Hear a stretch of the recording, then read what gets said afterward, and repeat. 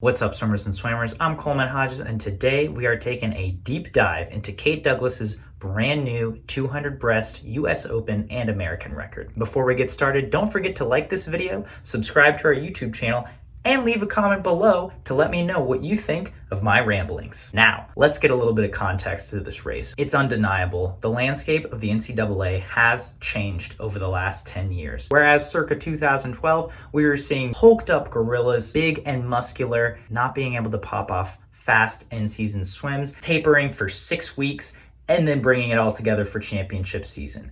But now, the landscape of the NCAA, as well as the entire world, has shifted to lean, functional muscle that is much more conducive to swimming fast anytime, any place. See example Leon Marchand, who just broke the NCAA record in the 400 IM. Kate Douglas's UVA teammate Gretchen Walsh, who has popped off historic swims all season, including 20 point in the 50 free and 50 point in the 100 fly.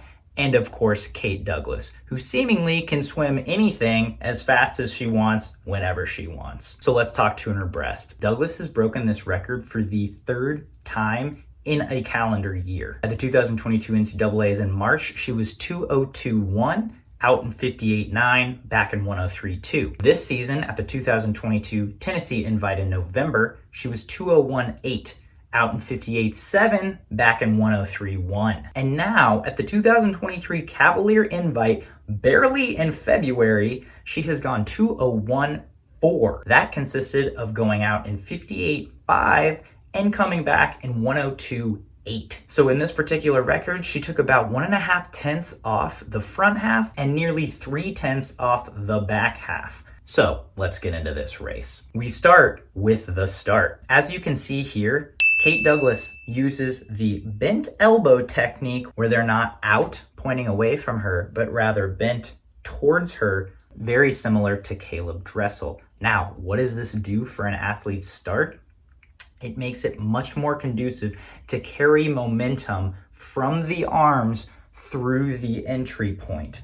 So as you'll see, Kate Douglas doesn't do the full circle around that Caleb Dressel does, but with those bent elbows, she's able to pull herself back using her arms and then carry that momentum around into her streamline, rather than a swimmer who is either straight armed and pulls back and then has to move their arms back forward, or uses the side elbows sticking out to carry their arms around. Their heads nearly all pop up at the same time, and Kate is already half a body length ahead. I'm sure that's helped by the fact that she's also the American record holder in the 50 free, but you can see that she gets off to a quick start and then never lets up.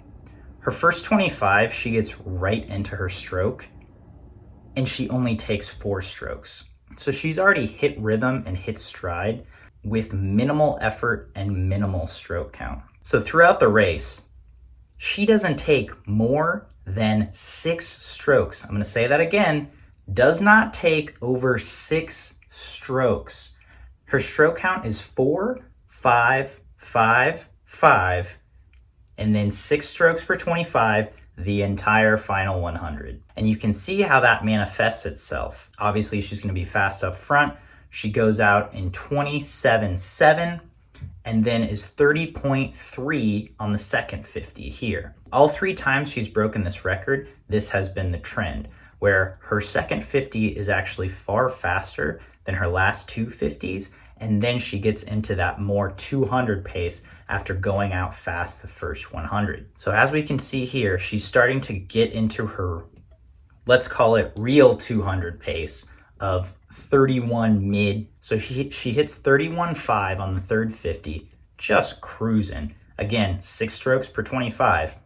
I was sure that this last 25, she looked like she was tightening up a little. I would have bet money she'd take 7 strokes. But because she's able to hold that 6 stroke count, she actually went 31.3 faster than her third 50, whereas in her other races, she fell off just a tad. At NCs, she was 31.5, 31.6. Tennessee Invite, she was 31.4, 31.6. This time, she actually held that stroke count, and it benefited her greatly, knocking 3 tenths off that last 50 alone for a 31.3. So what does it all mean? Well, I think we can take away a few things from this race. First, Kate Douglas is an absolute beast who has to be a favorite at this point to win an Olympic gold medal. As you can see from this, she's obviously a great short course swimmer. We know this, but as a silver medalist in the 200 breast, who just keeps getting better, her stroke was made for long course. She is smooth, she's powerful, and she stays on top of the water almost effortlessly. At a minimum, heading into this summer's World Championships, she's gonna be my favorite for this event. Number 2, let's talk 2 minutes. She was 2:02.1 in March. She was 2:01.8 in November. She's now 2:01.4 in February. How far do you think she can take this come ACCs later in February, and of course NCAAs in March? And do you think she'll be able to possibly crack that 2-minute barrier? Think about that. 1:59 for the women's 200-yard breaststroke. She obviously has to drop nearly a second and a half, but I think with her improvement curve, as well as historically how well Kate Douglas tapers, the 2:00 barrier seems pretty attainable for her. But let me know what you think in the comments below. Is she going 1:59 in March? Is she going 1:58? Okay, that'd be a pretty hot take. Is she even gonna go a best time at NCAAs again? Or will she be focused more on the 50 free, 200 IM, 100 fly, 100 breast, 400 IM, and 10 other events she could swim? Let me know your thoughts. Hope you like this video.